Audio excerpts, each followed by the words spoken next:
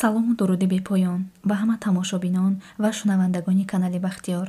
ҳамаи шуморо хушомадед мегӯям. имрӯз баҳратон як саргузашти асоси воқеа доштаро пешкаш мегардонам. ҳатман фикрҳоятонро дар комментария нависед. салом, ман як марди муҳоҷир мехоҳам қиссаи талхи зиндагиамро нақл кунам, то ки ба тамоми мардон дарси ибрат гардад. касоне ки мехоҳанд хароб шавад метавонед аз ҳамин дору истеъмол кунед. ин дору 36 капсула дорад. як пачкаш аз 8 то 12 кило хароб мекунад.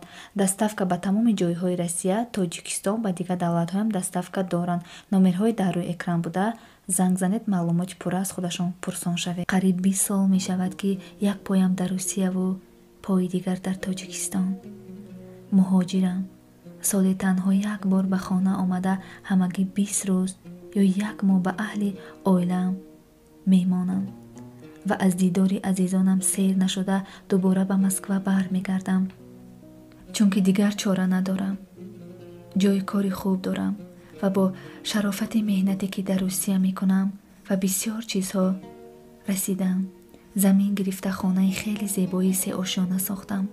мошини қиматбаҳо харидам. ба зиёрати хонаи худо рафтам. ҳоҷӣ шудам. вале коре ки зани якум ба ман кард, тоҳо захмаш ба дилам намеравад. ману зани якумам ба мисли Фарҳоду Ширин солҳои ошиқӣ карда гӯё бо ишқу муҳаббат оила барпо карда будем.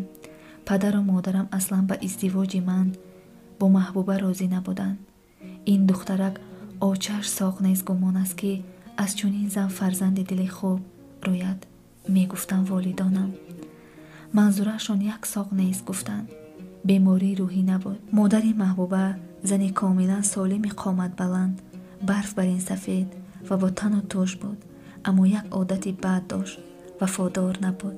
ҳаққу ҳамсояҳо мишмиш мекарданд ки ин зани беандеша маҳз аз рӯи бо мардҳои бегона чашму абру паронданаш аз 4 шавҳар ҷудо шуда бачаҳояшро бепадар кардааст. ин зан 6 фарзанд дошта бошад ҳам хеле зебо буд ва мардҳои айшу ишратпараст мудом дунболаш мегаштанд. азбаски дар як маҳалла зиндагӣ мекардем, ман қариб ҳар рӯз ба мошинҳои гуногун ба хона баргаштани модари Маҳбубамро бо чашми худам дидам, вале панду насиҳатҳои волидонамро гӯш накарда 2 порамро дар як мӯза андохтам ки ман ба модараш не ба Маҳбуба зиндагӣ мекунам ва хоҳед нахоҳед ҳамин духтарро ба занӣ мегирам.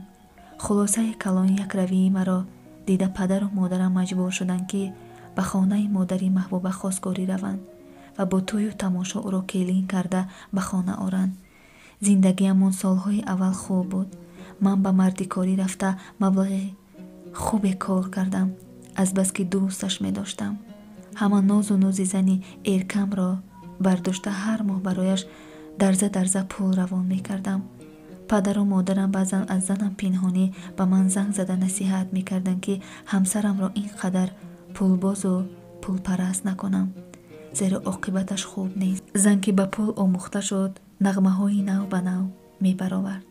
мегуфт мӯйсафеди падарам, аммо мани сода ин суханҳои пири рӯзгордидаро бахил гумон карда норозиёна шумо аз вақташ Маҳбубаро бад медидед. барои ҳамин намехоҳед ки ман барои занам коре кунам, мегуфтам. бо ҳамин минвол аз байн соҳиби 3 фарзанд гашта бошем ҳам занам мисли актрисаҳо ҳамеша ороставу хушрӯй карда мегашт. барояш либоси пеши бозорро мехаридам, то ҳамсарам аз чизе камбудӣ надошта бошад. оҳиста оҳиста дар байни мардум мишмишаҳо пайдо шуданд ки гӯё зани ман мардҳои бегона мегардад.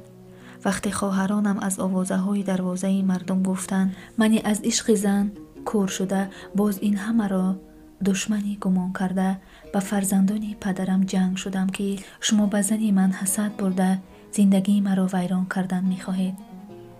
дар бадали ин 6 сол ман аллакай замин гирифта хонаи сеошона сохта будам ва барои он ки пайвандонам дигар ба ҳаёти оилавии ману занам дахолат накунанд, ба Тоҷикистон баргашта зиндагиамро ҷудо кардам.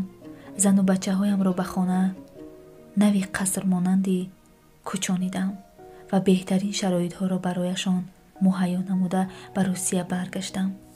падару модар ва хоҳару бародаронам аз ман сахт ранҷида буданд ва хеле кам ба ман занг мезаданд. онҳо дигар умуман ба зиндагии ман дахолат намекарданд ва дар бораи занам ягон чиз намегуфтанд. вале баъзе ёру ҷураҳоям занг зада ҳар хел гапҳои шубҳанок зада ишорат бар он мекарданд ки бояд лаҷоми ҳамсарамро камтар кашида монам. чунин ишораҳо дар дилам тухми шубҳа кишта бошад ҳам худ ба худ фикр мекардам ки нахот бар ивази ин ҳама меҳру муҳаббату садоқату меҳрубониҳоям занам ба ман хиёнат кунад. як хонаи қасрмонанд бо тамоми техникаи замонавӣ муҷаҳҳаз дар ихтиёри худаш, маликаю таъвашвазир. касе пишакашро пиш намегӯяд, ҳамеша либоси пеши бозорро мепӯшад, гӯшту дасту гарданаш пур аз тиллову бриллиант, гули чизро мехӯрад. занам бисёр хушрӯй аст. шукри худованд хонаи бо ҳашамат, мошин, пулу мол, хулас ҳама чиз дорам. шояд барои ҳамин ҷураҳоям ҳам зиндагии ширини моро дида аз ҳасад чунин шӯрандозӣ мекунанд. мегуфтам худ ба худ. наобаста ба гапу калоҷаҳои мардумани тамоми ёфту тофтамро ба занам равон мекардам, то ки ҳамсару фарзандонам аз чизе кам набошад. зан тез тез ба бозор рафта барои худаш зару зевар, либосҳои пеши бозорро мехарид ва мисли актрисаи машҳур аксҳои рангоранг гирифта ба ман мефиристад. ростӣ аз дидани зебоии занам ҷаҳон лаззат мебурдам ва фахр мекардам ки чунин ҳамсари фариштарӯй дорам. аммо вақте хабари боз ҳомила шудани занамро шунидам, ба дилам оташ афтид. шубҳа доштам ки ин кӯдак аз ман бошад. деви рашк дар вуҷудам бедор шуда онромамо қарора аз ман равода буд. аммо лаб зери дандон гирифта сир бой намедиҳам. ҳамин тавр то таваллуд кардани ҳамсарам ба зур тоқат кардам ва чун чилаи кӯдак баромад, чиптаи ҳавопаймо харида ба хона баргаштам. дилам беқаророна метапид ки оқибати корамон чӣ мешуда бошад. болои сӯхта намакоб гуфтагӣ бар ин кӯдаки таваллудкардаи занам на ба ман ва на ба дигар фарзандонам ягон зара монандӣ надошт. ин бачаҳо ҳатто ба модарашон шабоҳат надошт. дар авлоди ману занам касе зардина набуд. аммо ин кӯдак мӯи тиллорангу чашмони сабз дошт. ба назарам чунин мерасид ки занам кӯдаки нав таваллудкардаашро аз дигар фарзандонамон бештар дӯст медорад.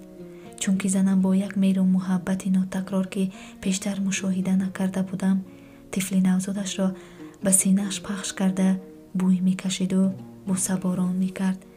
дигар тоқат накарда натавониста ба занам гуфтам ки ба фарзанди худам будани ин кӯдак шубҳа дорам ва ташхиси ДНК карда ҳақиқати ҳолро фаҳмидам. мехоҳам то ки дилам ором бигирад. ҳамсарам аввал исьён бардошт ки ман ӯро тӯҳмат карда истодам. баъд гирьяву ноларо сар кард.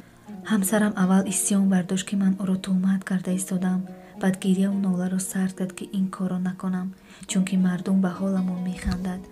вале ман ҳам ду поямро ба як мӯза андохта гуфтам ки то ДНК накунам ором намегирам.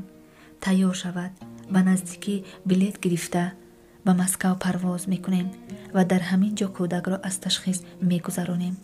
дар ҳақиқат ман ният доштам ки писари навзодамро ба Русия бурда ташхиси ДНК мегузаронам, вале дар ин миён ҳодисаи нохуше рӯй дод ки ҳеҷ интизораш набудам.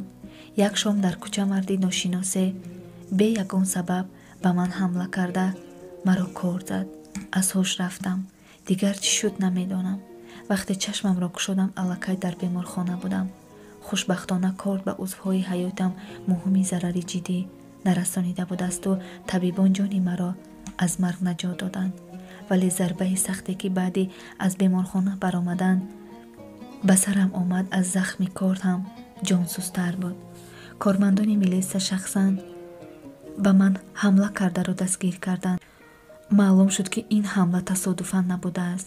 бегона не, зани худам ба ин мард пул дода ӯро ба куштани ман ташвиқ кардааст, то ки сиру асрорашро фош нашавад. ҳамин тавр ҳамсарамро барои шарикӣ дар ҷиноят зиндон карданад ва ман дар сари суд талоқашро додам. хиёнати зани эркаи дӯст доштаам барои ман ضربه بسیار سخت بود، ولی به مرور زمان زخم‌های دلم شفا یافته آهسته آهسته به خود آمدم و دوباره اویله‌دار شدم. همسری نوم مثل زن یکمم پریچهره نیست. یک دخترک عادی گندم رنگی لاغر اندام است. شرمگین و کمبغل است. به خودش قریب که اهمیت نمی‌دهد، ولی خیلی چقان و هنرمند است. از همه مهمش از یک عائله خوب و تربیت دهنده است. پدر و مادر و خواهر و برادرانم را حرمت و احترام می کند. از همه مهمش از یک عائله خوب و تربیت دهنده پدر و مادرم و خواهر و برادرانم را حرمت و احترام می کند و از من نپرسیده هیچگاه پایش را از دروازه بیرون نمی گذارد. اما با این همه تمکین و خوش‌اخلاقی زنم هنوز هم در دلم ترس و هراس لا ندارد که مبادا دوباره به دام مکر زن گرفته نشوم. بیهوده در عرفیت نگفتند که مرغزیده از ریسمان علا می ترسد. شنوندگان عزیز، همسر خود را دوست دارید، احترام نمایید، ولی مثل من پولمست نکنید. شنوندگان عزیز و گرامی، قصه ما به پایان می رسد. حتما فکرهایتان را در کامنتاری نویسید. انتظار قصه های نوی ما باشید.